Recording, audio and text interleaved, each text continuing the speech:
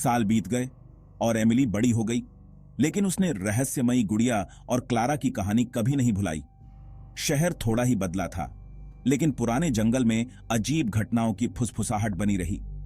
कभी कभी लोकल लोग एक भूतिया आकृति देखने या एक हल्की लोरी सुनने की बात करते। एमिली, अब एक युवा महिला, को उन जंगलों और क्लारा की आत्मा से एक गहरा संबंध महसूस होता था। एक ठंडी शरद संध्या को जब एमिली आग के पास बैठी थी, उसने अपनी शेल्फ पर रखी गुड़िया की ओर देखा।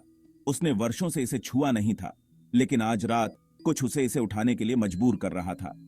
जब उसने गुड़िया को गोद में लिया तो उसे एक अजीब गर्माहट और अचानक एक जबरदस्त तात्कालिकता का एहसास हुआ। ऐसा लग रहा था जैसे गुड़िया उसे कुछ बताने की कोशिश कर रही हो। सच्चाई का पता लगाने के लिए दृढ़ संकल्पित एमिली ने फिर से पुराने कुटीर जाने का फैसला किया। उसने एक छोटा सा बैग जरूरी चीजों के साथ पैक किया और सुबह होते ही निकल पड़ी, ठंडी हवा में उसके संकल्प को मजबूत करते हुए। अब लाल और सोने के रंगों से सजे जंगल ने उसका स्वागत किया। कुटीर का रास्ता घास फूस से ढका हुआ था, लेकिन उसके कदम निश्चित और उद्देश्यपूर्ण थे। कुटीर पहुंचने पर एमिली ने कुछ ऐसा देखा जो उसने वर्षों पहले मिस कर दिया था। दरवाजे के फ्रेम पर हल्के से चमकता हुआ एक निशान, जो एक छोटे हाथ के निशान जैसा था। उसने इसे छुआ और दरवाजा चरमराते हुए खुल गया, धूल भरे अंदरूनी हिस्से को प्रकट करते हुए। इस बार वातावरण अलग महसूस हुआ, मानो जीवंतता से भरा हुआ हो।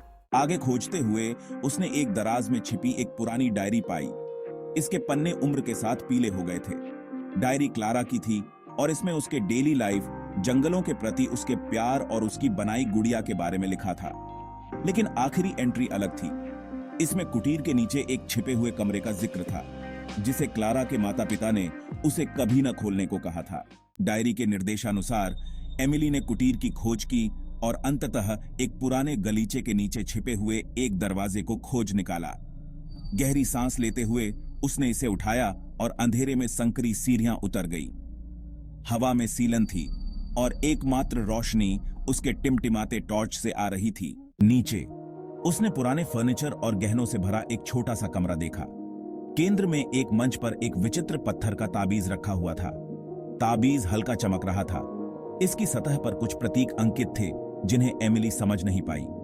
उसे इसे उठाने की तीव्र इच्छा हुई और जैसे ही उसने इसे उठाया, एक शक्तिशाली ऊर्जा उसके माध्यम से बहने लगी, कमरे को रोशन कर दिया। उसी क्षण उसके सामने एक भूतिया आकृति प्रकट हुई। यह क्लारा थी। वापस आने के लिए धन्यवाद, क्लारा की आवाज हल्के से गूंज उठी। ताबीज हमारे संबंध की है। मुझे शांति पाने के लिए तुम्हारी मदद चाहिए। क्लारा ने बताया कि ताबीज एक प्राचीन अनुष्ठान का हिस्सा था, जो उसकी फैमिली को अंधेरी शक्तियों से बचाने के लिए था। जब क्लारा गायब हो गई तो इसका कारण यह था कि सुरक्षात्मक जादू टूट गया था। उसकी आत्मा दुनिया के बीच फंसी हुई थी, आगे नहीं बच पाई थी। गुड़िया, जिसमें उसकी आत्मा बसी थी, ने एमिली को चुना क्योंकि वही थी जो सब कुछ सही कर सकती थी। अपने दोस्त की मदद करने के लिए दृढ़ संकल्पित, एमिली ने क्लारा के निर्देशों का पालन करते हुए अनुष्ठान किया। उसने ताबीज को नमक से बनाए गए एक चक्र के केंद्र में रखा और क्लारा की डायरी से मंत्र का उच्चारण किया। जैसे ही उसने मंत्र पूरा किया, कमरा एक तेज रोशनी से भर गया और क्लारा की आकृति धुंधली होने लगी। धन्यवाद एमिली, क्लारा ने फुसफुसाते हुए कहा। उसकी आवाज राहत और आभार से भरी हुई थी। तुमने मुझे मुक्त कर दिया। उन शब्दों के साथ क्लारा गायब हो गई और ताबीज टूट गया। पीछे शांति और सुकून का एहसास छोड़ गया। एमिली कुटीर के ऊपर वापस चढ़ी, एक गहरे संतोष और शांति का अनुभव करते हुए। वह घर लौटी, अब साधारण गुड़िया को वापस अपनी शेल्फ पर रख दिया। जंगल में फुसफुसाहट बंद हो गई और शहर अपनी शांत स्थिति में लौट आया। एमिली जानती थी कि उसने कुछ असाधारण किया है, न केवल क्लारा के लिए बल्कि अपने लिए भी। उसने दुनियाओं के बीच की खाई को पाट दिया था और एक बेचैन आत्मा को शांति दिलाई थी। इस प्रकार रहस्यमयी गुड़िया और बहादुर लड़की की कहानी, जिसने एक खोई हुई आत्मा को मुक्त किया, शहर में एक प्यारी कहानी बन गई।